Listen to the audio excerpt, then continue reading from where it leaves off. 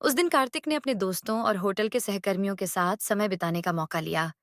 लेकिन उनके क्रिकेट दोस्तों के लिए यह चौंकाने वाला था कि कार्तिक ने अब तक अपनी आदतों और काम के बारे में उनसे सब कुछ छिपा कर रखा था। ये छुट्टी कार्तिक के लिए खास बन गई। ये उनके जीवन में नई ऊर्जा भरने वाला दिन साबित हुआ।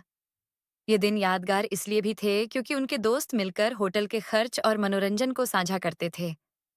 ये कार्तिक की जिंदगी में खुशी और संतोष लाने वाली गहरी दोस्ती का प्रतीक बन गया। कार्तिक ने होटल कैंडील में काम करते हुए 1 साल पूरा कर लिया। उनकी मेहनत और समर्पण को देखकर उन्हें होटल के रेस्तरां सेक्शन की जिम्मेदारी दी गई। यह उनके कौशल का प्रमाण था।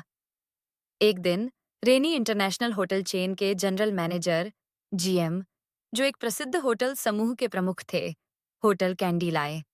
वह एक नया होटल खोलने की योजना बना रहे थे और अस्थायी रूप से वहां रुके थे। उस दिन होटल में काफी भीड़ थी, लेकिन कार्तिक ने अपना काम पूरी निष्ठा से किया। भारी काम के बावजूद उन्होंने जीएम का पूरा ध्यान रखा। उनकी सेवा और पेशेवर रवैये से जीएम बहुत प्रभावित हुए। होटल छोड़ने से पहले जीएम ने कार्तिक का पता मांगा, जो यह दिखाता था कि जीएम को कार्तिक पर विशेष भरोसा था। उन दिनों फोन भी एक दुर्लभ सुविधा थी। अगले दिन सुबह कार्तिक हैरान रह गए जब रेनी जीएम के ड्राइवर ने उनके घर आकर उन्हें जीएम से मिलने बुलाया। जब कार्तिक जीएम से मिलने गए, तो उन्होंने उन्हें रेनी होटल में काम करने का एक बड़ा अवसर दिया। ये कोई साधारण नौकरी नहीं थी। उनका वेतन उनके वर्तमान वेतन से दोगुना था। जीएम ने यह भी कहा कि कार्तिक अपने दोस्तों को भी रेनी होटल में काम पर ला सकते हैं। यह कार्तिक के लिए गर्व का क्षण था। उन्होंने यह नया काम स्वीकार किया और धीरे धीरे अपने दोस्तों को भी रेनी होटल में शामिल किया। ये खबर होटल कैंडील में तेजी से फैल गई।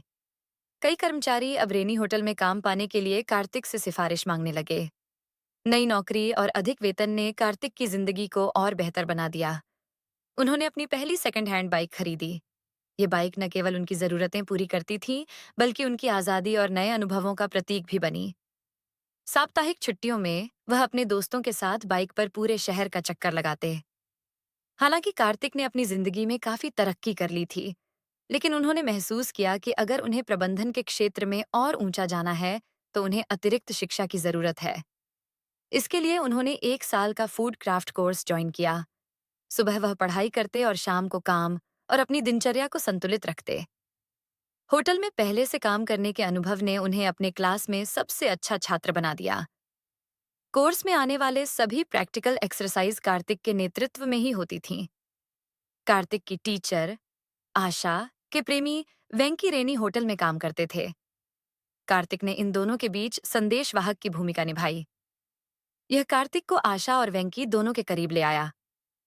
कार्तिक ने इस अवसर का सही उपयोग किया। अगर वह कभी लेट हो जाते, तो भी अन्य छात्रों को बाहर इंतजार करना पड़ता, लेकिन आशा उन्हें अंदर जाने देती।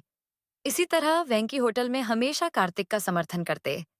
इस तरह कार्तिक ने अपनी मेहनत और अवसरों का सही इस्तेमाल करके अपने जीवन को आगे बढ़ाया। उन्होंने अपने काम, पढ़ाई और दोस्तों के साथ संबंधों को संतुलित रखा। यह कहानी दिखाती है कि एक साधारण व्यक्ति अपनी मेहनत और सही फैसलों से कैसे सफलता की ऊंचाई तक पहुंच सकता है।